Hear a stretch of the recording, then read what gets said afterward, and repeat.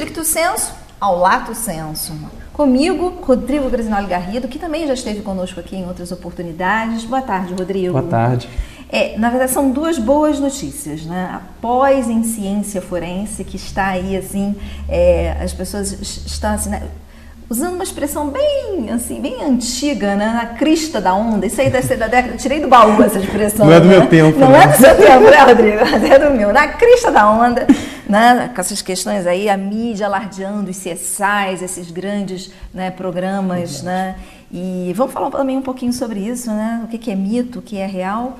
E também o lançamento do seu livro Em Ciência Forense, uma introdução à criminalística.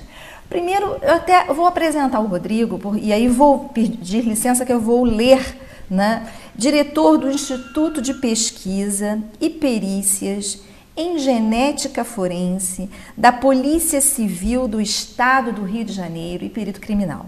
Primeiro, uma coisa assim que a gente fica muito feliz e se sente orgulhoso, né? Porque nós assistimos esses programas, né, americanos e europeus, inclusive a Inglaterra também já está trazendo alguns produtos também, e às vezes a gente fica assim, nossa, mas isso é só lá mesmo nos Estados Unidos, isso é só mesmo na Inglaterra, isso é só mesmo na França, e aí a gente se depara que vê que o Brasil não fica atrás desse processo que é a ciência forense, quer dizer, o Brasil também está aí arraigado no processo da ciência forense, é isso, Rodrigo? Sem dúvida. A ciência forense se desenvolveu muito nos últimos tempos, especialmente aqui no Brasil. O Brasil ficou um pouco atrás na segunda metade do século passado, mas agora a gente retomou isso daí com força total. Então, especialmente a minha área atual, que é a área de genética forense, ela se desenvolveu muito. Essa semana a gente teve até uma grata surpresa com a aprovação de uma lei pela presidente Dilma, que vai permitir a criação dos bancos de dados de DNA no Brasil, como já existe nos Estados Unidos e em outros países. Isso era algo que a gente já corria atrás, a comunidade dessa área da genética forense corria atrás já há algum tempo. O Brasil, na verdade, desde 2008 é signatário de um acordo para usar o software que permite fazer o banco de dados e os cruzamentos. E agora, segunda-feira, a gente teve essa aprovação da lei. Então isso vai trazer mais impulso ainda para a área de ciência forense, especialmente a genética. Aproveitando essa informação que você está trazendo, depois nós retomamos, isso significa que nós teremos aí um novo procedimento, por exemplo, a criança nasceu, ela já vai ser, assim como faz o teste do pezinho, faz o teste, faz o registro, ou isso é depois? Quando é que você começa a constituir esse banco de dados? Na verdade, existem discussões que tentam levar para o lado da área civil, da própria identificação civil usando o DNA, que seria isso, fazer desde o início da vida. No entanto, esse banco de dados não. Esse banco de dados ele tem fins específicos na área criminal e mais específicos ainda, ele vem de uma alteração na lei de execução penal. Então, há a possibilidade, ou apareceu a possibilidade de se tipar geneticamente, principalmente os condenados a crimes hediondos e, eventualmente, outros envolvidos em crimes, quer dizer, usar a identificação genética também como identificação criminal. Então, isso passa a ser possível. Então, na verdade, eu imaginava que era algo mais preventivo. Na verdade, essa lei vai permitir que a ciência forense atue efetivamente no processo, né? Houve um crime, vai se fazer um levantamento, aí é como se fosse está fichando o indivíduo em termos genéticos. Seria isso, e traz uma oportunidade grande para a investigação, que é o seguinte: atualmente a gente fazia basicamente o que a gente chama de casos fechados. O que é isso? Um material coletado numa cena de crime, num veículo, num instrumento qualquer de crime, e que você precisa identificar qual é a origem daquele material. Por exemplo, uma mancha de sangue, você quer saber se ela é da vítima, se ela é do suspeito. Então, hoje a gente fazia casos em que existia alguém a ser identificado. Era encaminhado um suspeito ou era encaminhada uma vítima e era feita a comparação. O exame de DNA é basicamente comparativo. Hoje abre-se uma possibilidade de ir aos poucos depositando informação em um banco e cruzar aleatoriamente. Aparece um suspeito, ele pode ser suspeito daquele crime, mas ele pode estar envolvido em outros crimes. E aí descobrir a relação que ele tem com outros crimes. É isso que abre a possibilidade. Quer dizer, então vamos fazendo uma conexão com o que nós estamos assistindo nas televisões, nos canais fechados, enfim.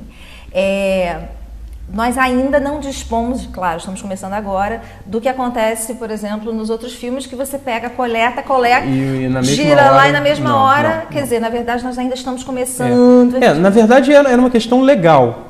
Não era permitido isso. Não havia legislação. Não havia nem proibindo e nem dizendo como ser feito. A partir de segunda-feira, desde segunda-feira agora, tem essa legislação no Brasil. E estruturar esses procedimentos cabe, por exemplo, ao judiciário, ao executivo, quer dizer, no caso, por exemplo, você do Instituto de Pesquisa e Perícias, você vai ser engajado num processo para desenvolver rotinas, procedimentos? A técnica utilizada é a técnica que a gente já usa, é a tipagem genética dessas pessoas.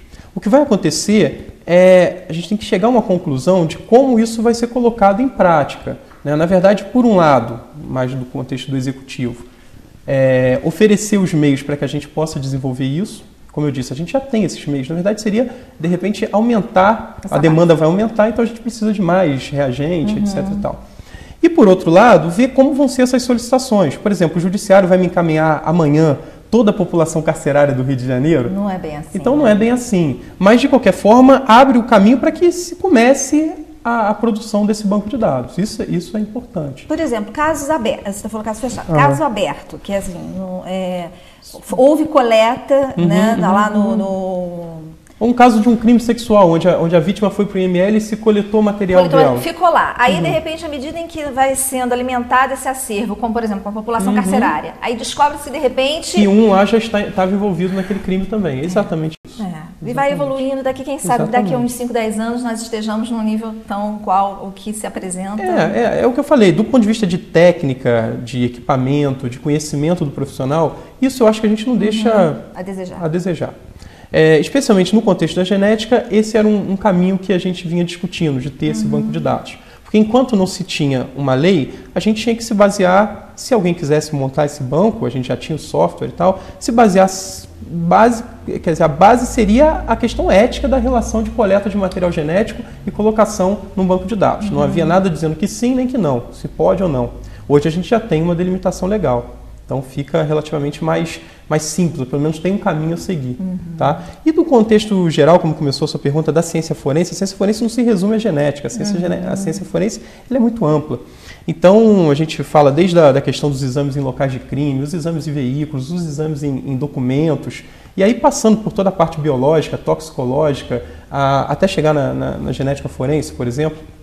Então ela é muito vasta. E de maneira geral, como também comecei a responder, a ciência forense como um todo evoluiu muito. Então a gente se prendeu na genética, porque é a minha área e eu dei essa ideia da lei, mas a ciência forense evoluiu muito. E o que a gente tem visto, não só do desenvolvimento do ponto de vista do oferecimento desse serviço à população, que é um serviço que a gente oferece, que o perito criminal e o perito legista, aqueles peritos que são servidores públicos, né, eles oferecem isso rotineiramente a seu trabalho, mas também do ponto de vista da produção científica. A ciência forense evoluiu muito e vem crescendo, grupos de pesquisa, programas de pós-graduação, publicações, então isso tem sido importantíssimo atualmente. Inclusive, até eu estou entrando aqui no programa de pós-graduação, que eu achei assim, vamos entrar justamente nessa questão do conceito tão amplo, porque o programa é muito interessante. As pessoas... Primeiro vamos falar um pouquinho, você é tão novo, tão jovem, uma curiosidade. Como você chegou a tua trajetória acadêmica até a direção do Instituto? Vamos lá, a tua formação. Porque de repente tem alguém assim, é um advogado ou é um profissional da área da biomedicina. Quais são os campos de atuação? Como é que foi a tua trajetória? Porque de repente algumas pessoas podem identificar e se enquadrar, poxa, eu posso atuar na área de perícia criminal, enfim, vamos lá. Em verdade, devido a essa amplitude, qualquer profissional poderia atuar. Como é que foi a minha experiência especificamente, né? Bom, eu sou formado em biomedicina, eu sou aqui de Petrópolis, né? Fui estudar no Rio, na época a biomedicina eu tinha que fazer lá embaixo, então era aquela velha história de descer e subir todo dia. Hoje temos 2 turmas da Universidade Católica. Temos, e hoje eu sou professor aqui também na graduação de biomedicina, né? Mas então eu fiz biomedicina, saí da graduação direto para o mestrado, fui fazer um mestrado em ciências farmacêuticas lá no Fundão, na UFRJ, e já naquela época, quando eu estava no primeiro ano do mestrado, apareceu o concurso para perito.